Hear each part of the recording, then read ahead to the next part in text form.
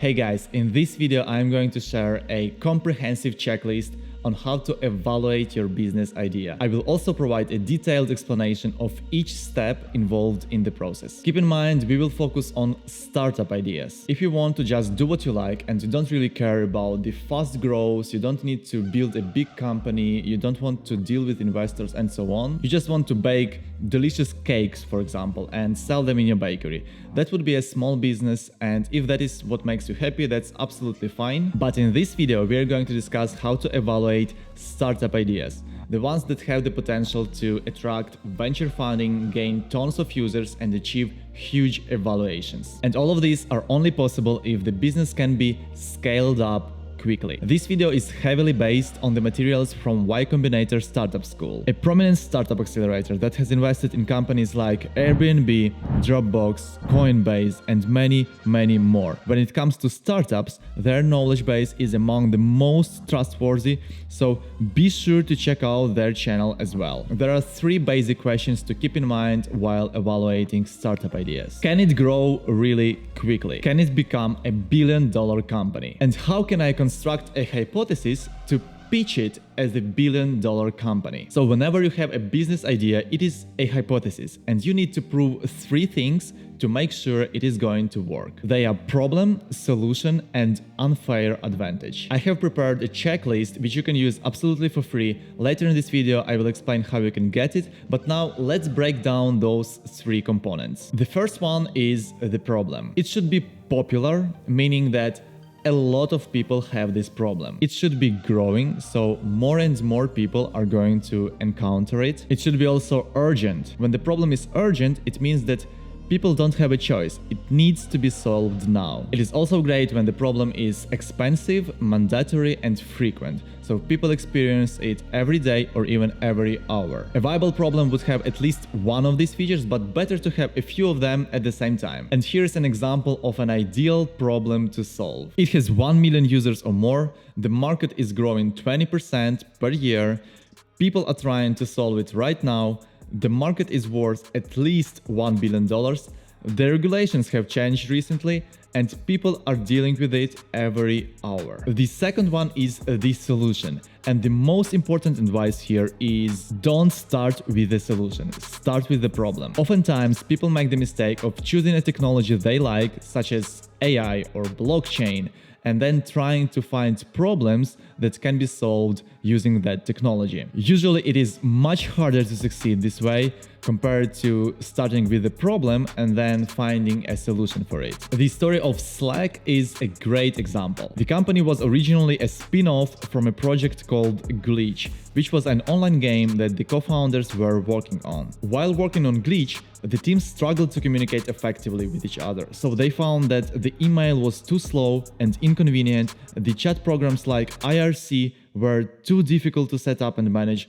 As a result, they decided to build their own internal chat system just to streamline their communication. So Slack was initially launched as a side project to solve an internal problem for one company, and today it is one of the most widely used communication and collaboration tools in the world, with millions of users across thousands of organizations. And the third component is unfair advantage. This is basically an explanation of why your solution is going to work, why you're going to win over others, and most importantly, why you're going to grow quickly. You need this explanation not only for yourself to understand your strengths, but also you need it for investors, because they want to know what is the unique insight that sets you apart from others. Let's go through some types of unfair advantages. The first one is founders. And as much as we tend to believe that we are special, 99% of founders do not fall into this category. To be considered as an unfair advantage, a founder must be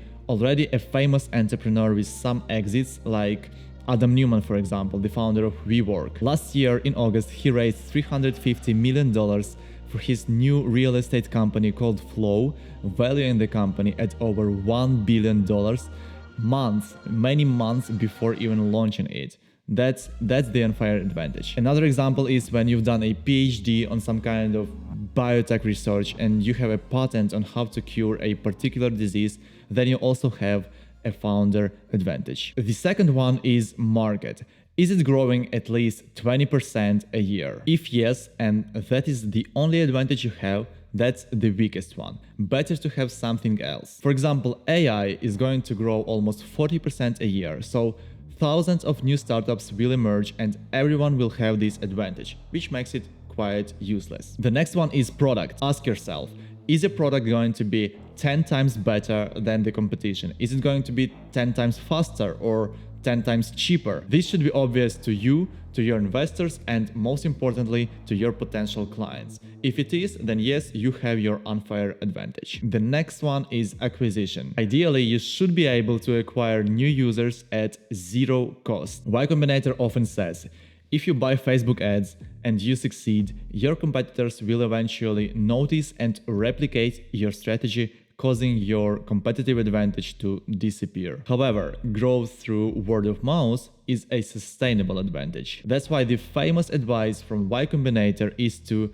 do things that don't scale. And the last one is monopoly. The question is, as your company grows, does it become harder for your competitors to beat you? An example of this would be marketplaces or platforms with network effects, such as Facebook, LinkedIn, Airbnb, Uber, and others. Network effects refer to the idea that the value of a product or service increases as more people use it. Therefore, as more people join Facebook, the platform becomes more valuable to its users, who gain access to a larger network of friends and connections. Again, it's best to have multiple advantages, but you absolutely must have at least one of them. Now, I'm going to share my checklist file with you.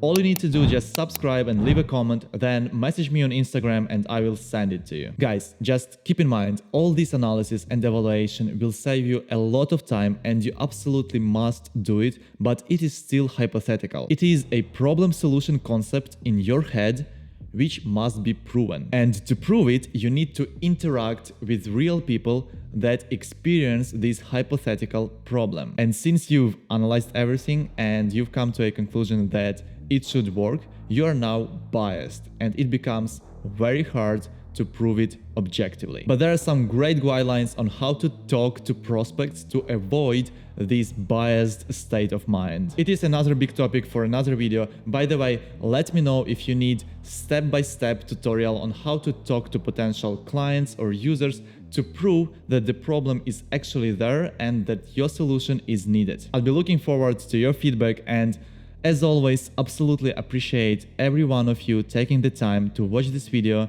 and I'll see you in the next one.